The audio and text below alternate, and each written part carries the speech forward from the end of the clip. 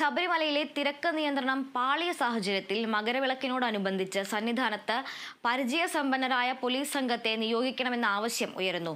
മകരവിളക്ക് ഉത്സവത്തിനായി നട തുറന്ന ശേഷമുള്ള ദിനങ്ങളിൽ തിരക്ക് നിയന്ത്രണം പാളിയതിന്റെ പശ്ചാത്തലത്തിലാണ് ഈ ആവശ്യം ഉയരുന്നത്.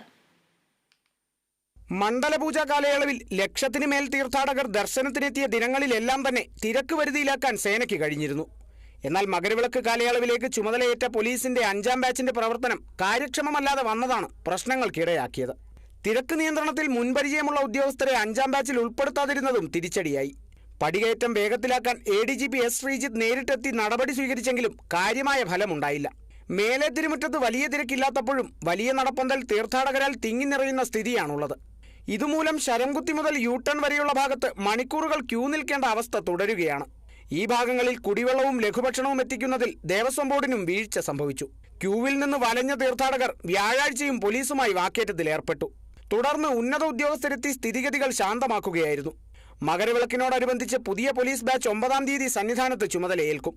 ഈ ബാച്ചിൽ തിരക്ക് നിയന്ത്രണത്തിൽ മുൻപരിചയമുള്ള ഉന്നത ഉദ്യോഗസ്ഥരെ അടക്കം നിയോഗിച്ചില്ലെങ്കിൽ മകരവിളക്കിനോടനുബന്ധിച്ചുള്ള ദിനങ്ങളിൽ കാര്യങ്ങൾ കൂടുതൽ സങ്കീർണമായേക്കും.